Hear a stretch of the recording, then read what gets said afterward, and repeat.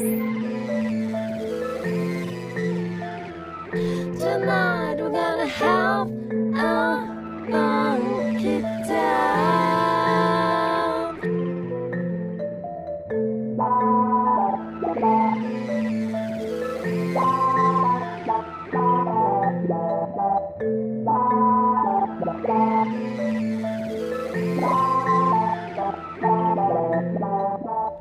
Welcome back to the Tent Man Podcast, where we know a little bit about a lot and a lot about a little bit.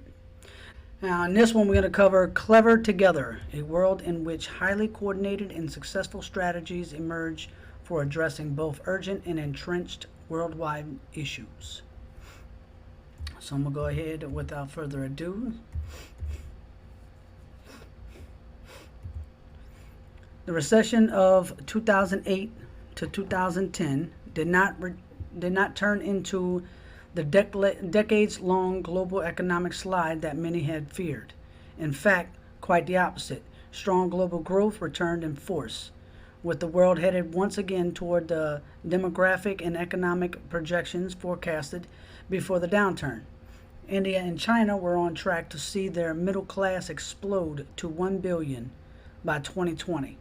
Megacities like Sao Paulo and Jakarta expanded at a blistering pace as millions poured in from rural areas. Countries raced to industrialize by whatever means necessary. The global marketplace bustled. But two big problems loomed. First, not all people and places benefited equally from this return to globalized growth. All boats were rising, but some were clearly rising more. Second, those hell-bent on development and expansion largely ignored the very real environmental consequences of their unrestricted growth. Undeniably, the planet's climate was becoming increasingly unstable. Here we go with the climate change shit here. Sea levels were rising fast. Even as countries continued to build out coastal megacities, in 2014, the Hudson River overflowed into New York City during the storm surge, turning the World Trade Center site into a 3-foot deep lake. The image of motorboats navigating through lower Manhattan jarred the world's most powerful nations into realizing that climate change was not just a developing world problem. That same year, new measurements showing that atmospheric carbon dioxide levels were climbing precipitously created new urgency and pressures for governments, really for everyone, to do something fast. In such an interconnected world where the behaviors of one country, company, or individual had potentially high impact effects on all others. Piecemeal attempts by one nation here, one small collective of environmental organizations there, would not be enough to stave off the climate disaster, or, for that matter, effectively address a host of other planetary scale problems. But highly coordinated worldwide strategies for addressing such urgent issues just might. What was needed was systems thinking and systems acting on a global scale. International coordination started slowly, then accelerated faster than anyone had imagined. In 2015, a critical mass of middle income and developed countries with strong economic growth publicly committed to leveraging their resources against global scale problems, beginning with climate change. Together, their governments hashed out plans for monitoring and reducing greenhouse gas emissions in the short term and improving the absorptive capacity of the natural environment over the long term. In 2017, an international agreement was reached on carbon sequestration. Those dumbass words, man. By then, most multinational corporations had a chief carbon officer.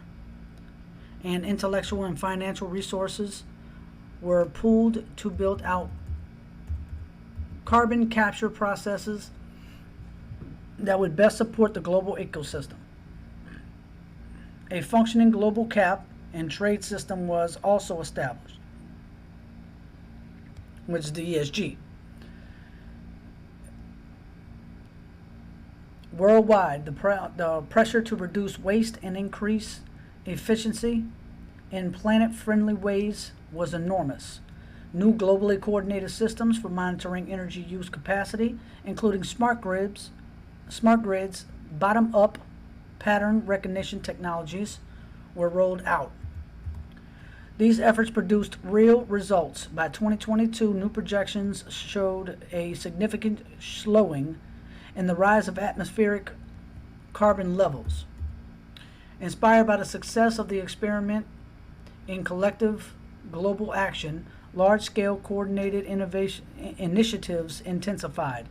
Centralized global oversight and governance structures sprang up, not just for energy use, but also for disease and technology standards. Such systems and structures required for greater levels of transparency, which in return required more tech-enabled data collection, processing, and feedback. Enormous. Benign surveillance systems allowed citizens to access data, all publicly available and in real time, and react. Nation states lost some of their power and importance as global architecture strengthened and regional governance structures emerged. International oversight entities like the UN took on new levels of authority. So did regional systems like the Association of Southeast Asian Nations, the ASEAN. The new Partnership for Africa's Development, and the Asian Development Bank. The worldwide spirit of collaboration also fostered new alliances and alignments among corporations, NGOs, and communities. Fascism. That's pretty much what it is. CleverTogether is fascism. What is often surprising about new technologies is collateral damage. The extent of the problem that you can create by solving another problem is always a bit of a surprise. Michael Free, Program and Appropriate Technology and Health. These strong alliances laid the groundwork for more global and participatory attempts to solve big problems and raise the standard of living of everyone. Coordinated efforts to tackle the long-entrenched problems like hunger, disease, and access to basic needs took hold. New inexpensive technologies like better medical diagnostics and more effective vaccines, improved healthcare delivery and health outcomes. Companies, NGOs, and governments, often acting together, fascism, launched pilot programs and learning labs to figure out how to best meet the needs of particular communities, increasing the knowledge base of what worked and what didn't. Pharmaceutical giants released thousands of drug compounds shown to be effective against disease like malaria into the public domain as part of an open innovation agenda. They also opened their archives of R&D on neglected disease deemed not commercially viable, offering seed funding to scientists who wanted to carry the research forward. There was a push for major innovations in energy and water for the developing world, as those areas were thought to be the key to improving equity. Better food distribution was also high on the agenda, and more open markets and South-South trade helped make this a reality. In 2022, a consortium of nations, NGOs, and companies established the Global Technology Assessment Office, providing easily accessible real-time information about the cost and benefits of various technology applications to developing and developed countries alike. All of these efforts translated into real progress and on real problems, opening up the new opportunities to address the needs of the bottom billion, enabling developing countries to become engines of growth in their own right. In many parts of the developing world, economic growth rates increased due to the host of factors. Improved infrastructure accelerated the greater mobility of both people and goods, and urban and rural areas got better connected. In Africa, growth that started on the coasts spread inward along new transportation corridors. Increased trade drove the specialization of individual firms and overall diversification of economies. In many places, traditional social barriers to overcome poverty grew less relevant as more people gained access to spectrum of use technologies for disposal, computers to do-it-yourself windmills. Given the circumstances that forces these new heights of global cooperation and responsibility, it was no surprise that much of the growth in the developing world was achieved more cleanly and more greenly. In Africa, there was a big push for solar energy, as the physical geography and low population density of much of the continent enabled the proliferation of solar farms. The Desert Tech initiative to create massive thermal electricity plants to supply both North Africa and, via undersea cable lines, Southern Europe was a huge success. By 2025, a majority of electricity in the Maghreb was coming from solar, with exports of that power earning valuable foreign currency. The switch to solar created new sun jobs, drastically cut CO2 emissions, and earned governments billions annually. India exploited its geography to create similar solar valleys, while decentralized solar power drip irrigation systems became popular in sub-Saharan Africa. Reduced energy dependency enabled all of these countries and regions to better control manage their own resources. In Africa, political architecture above the nation-state level, like the African Union, strengthened and contributed to a good governance drive. Regional integration through COMESA, the common market for Eastern and Southern Africa. And other institutions allow member nations to better organize to meet their collective needs as consumers and increasingly as producers. Over the course of 2 decades, enormous strides were made to make the world less wasteful or more efficient, and more inclusive. But the world was far from perfect, you wouldn't say. There were still failed states and places with few resources. Moreover, such rapid progress had created new problems. Rising consumption standards unexpectedly ushered in a new set of pressures. The improved food distribution systems, for example, generated a food production crisis due to greater demand. Indeed, demand for everything Demand for everything was growing exponentially. By 2028, despite ongoing efforts to guide smart growth, it was becoming clear that the world could not support such rapid growth forever. And then comes the depopulation plan. So headlines for CleverTogether. Let's say in 2011, global economy turns the corner.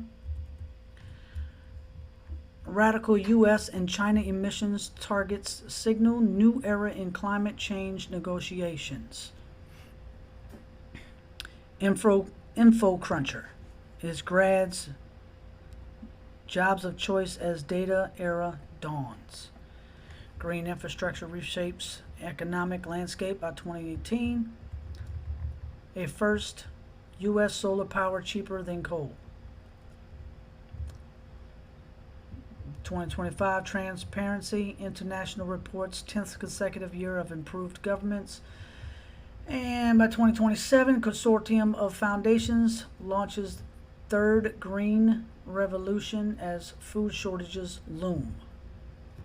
Bugs. You eat the bugs. That's going to be your food. Fuck out of here. The role of philanthropy in CleverTogether. In this world, philanthropic organizations focus their attentions on the needs of the bottom billion, collaborating with governments, businesses, and local NGOs to improve standards of living around the globe. Yeah, fascism.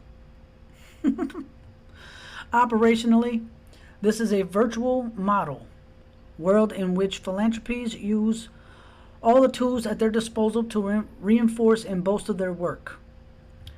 With partnerships and networks increasingly key, philanthropies work in a more virtual way, characterized by lots of wikis, blogs, workspaces, video conferences, and virtual convenings.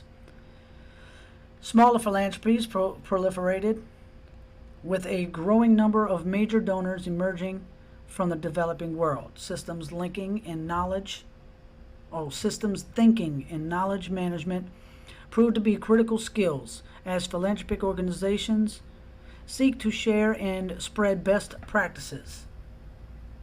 Identify leapfrog opportunities and better spot problems in failed or weak states.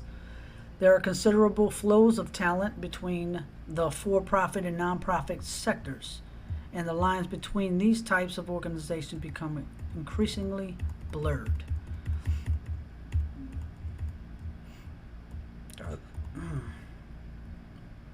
For the technology sector, strong global cooperation on a range of issues drives technological breakthroughs that combat disease, climate change, and energy shortages. Trade and foreign direct investments spread technologies in all directions and make products cheaper for people in the developing world, thereby widening access to a range of technologies. The atmosphere of cooperation and transparency allows states and regions to glean insights from massive data sets to vastly improve the management of allocation of financial and environmental resources. Technology trends and applications we might see. The cost of capturing data through nanosensors and smart networks falls precipitously. In many developing countries, this leads to a proliferation of new and useful services, including surveillance mechanisms that improve governance and enable more efficient use of government resources. Intelligent electricity, water distribution, and transportation systems develop in urban areas. In these smart cities, internet access is seen as a basic right by the late 2010s. The malaria vaccine is developed and deployed broadly, saving millions of lives in the developing world. Yeah, ask Africa if they like Bill Gates meddling with their bodies down there. Africa is basically the laboratory for these global elites to experiment on, and it's been proven. The malaria vaccine is developed and deployed. Oh, read that one. Advances in low-cost, mind-controlled prosthetics aid the 80% of global amputees who live in the developing countries. Advances in low cost, oh, said that one too. Solar power is made vastly more efficient through advances in materials, including polymers and nanoparticles. An effective combination of government subsidies and microfinance means solar power is used for everything from desalination for agriculture to Wi-Fi networks. Flexible and rapid mobile payment systems drive dynamic economic growth in a developing world, while the developed world is hampered by entrenched banking interest and regulations. All right, I'm not going to read the scenario in a life, basically depicting how it looks in a world like that.